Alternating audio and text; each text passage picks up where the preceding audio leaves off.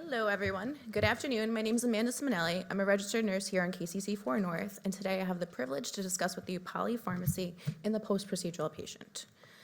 There we go.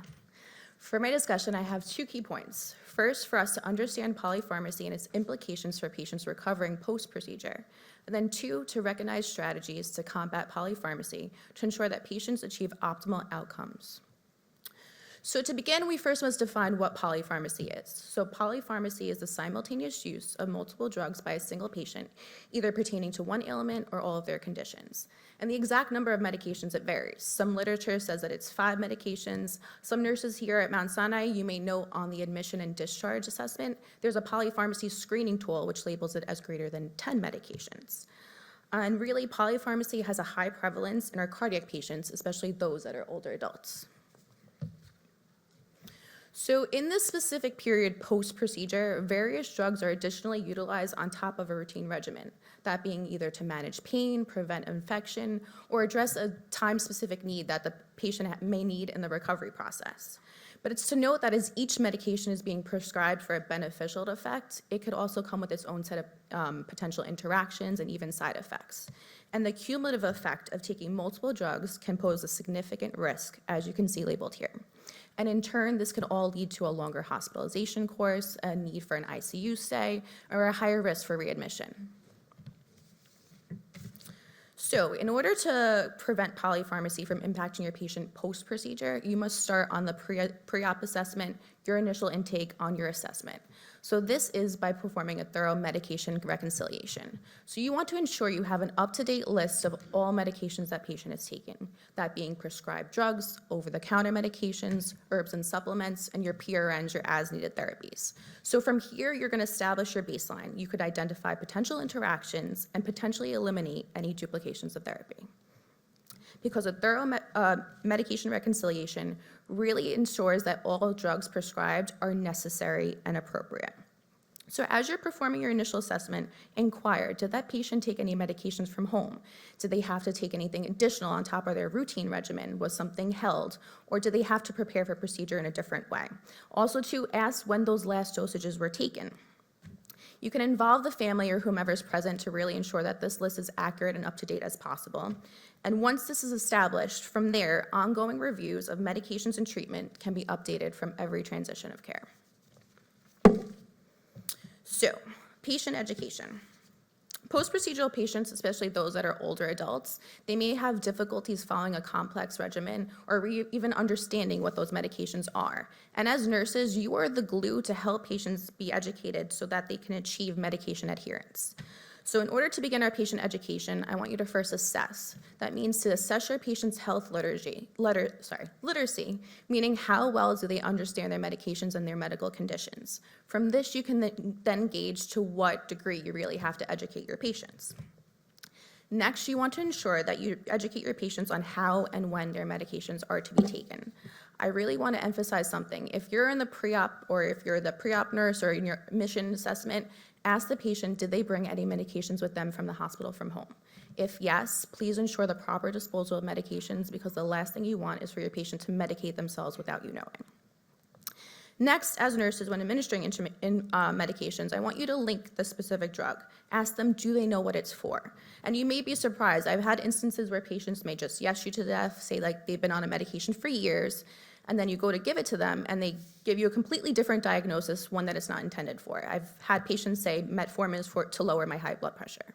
But that's okay, because this gives you an opportunity to educate your patients and have an ongoing discussion. And then an open discussion should be ongoing and have your patient ask you questions, regardless if this is your first or fifth time administering them a drug. So state to them what the medication is and tell them what it's for. And this process, again, should be ongoing from pre-procedure, peri-op, and then ultimately reinforced on the discharge process post-procedure. And then when you link each medication to a diagnosis, be specific. Say this is your atorvastatin, you're taking it for your cholesterol, or say this is your apixaban, it's your blood thinner because you have atrial fibrillation.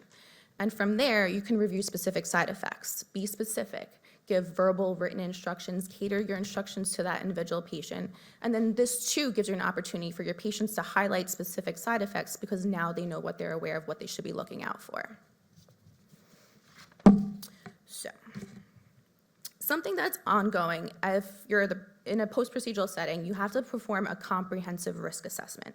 That means looking at that individual patient, assessing what their baseline function is, seeing if there's cognitive function, if there's any deviations from baseline, assess their vitals. Are those vitals accurate and up to date? Assess your laboratory functions, specifically your electrolytes, your liver and kidney functions. And 2, can any of those parameters be impacted from the intake of a drug? In terms of drug-drug interactions, the likelihood of that occurring increases with the number of prescribed drugs, as well as the number of coexisting diseases. And some potential interactions are listed here. And then drug-disease interactions are demonstrated when the intake of a medication for one health problem, in turn, can make another health problem worse. And I provided examples of such. Now, throughout all of this, I really want to emphasize that nurses, you're the glue for communication between your providers and that patient. So out of the entirety of the healthcare team, you as a nurse, you spent the most face time with that patient, which gives you an opportunity to facilitate that communication. So a consideration that I have to reduce a patient's medication burden is to, again, ensure all drugs that are being prescribed are necessary and appropriate. And how we do this is that we can collaborate with the care team. So if one instance I have is that you can investigate if a poly pill can be offered to help a patient simplify their drug regimen, because a poly pill is a single pill that combines multiple medications into one.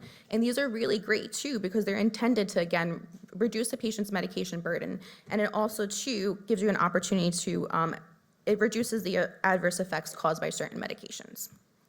Another suggestion I have is to stagger your medications. So here you can collaborate with your providers and say at what interval can I administer a certain drug so that not all of their drugs are administered at the same time, and then collaborate and come up with a plan too to see at what interval do I need a reassessment. And then throughout all of this, I want you to think of just as a holistic approach. So can non-pharmacological measures be implemented too? Meaning, can I implement or do something else besides adding on another regimen of medication to help my patient achieve a better outcome? And like I said, overall, a holistic approach can really reduce polypharmacy by additionally considering and taking into account a patient's lifestyle and social environment. Lastly, to ensure that everything is cohesive, we must ensure that appropriate follow-up and monitoring is implemented and scheduled for the discharge process post-procedure. So ensuring that the patient has the most optimal outcomes really involves giving them the tools and the resources to have a successful recovery. So my key takeaways, I just want to conclude by saying that polypharmacy is often really necessary for the comprehensive treatment of a patient post-procedure. And though it poses significant risks, us nurses, you have the diligent management and the patient-centered skills and approach to mitigate these risks. So as I said, the main takeaways would be performing a medication reconciliation, thorough patient education, performing a comprehensive risk assessment, communication and collaboration with the care team and providers, and overall monitoring and follow-up review, we can really ensure that our patients receive the safest and most effective care possible. Thank you.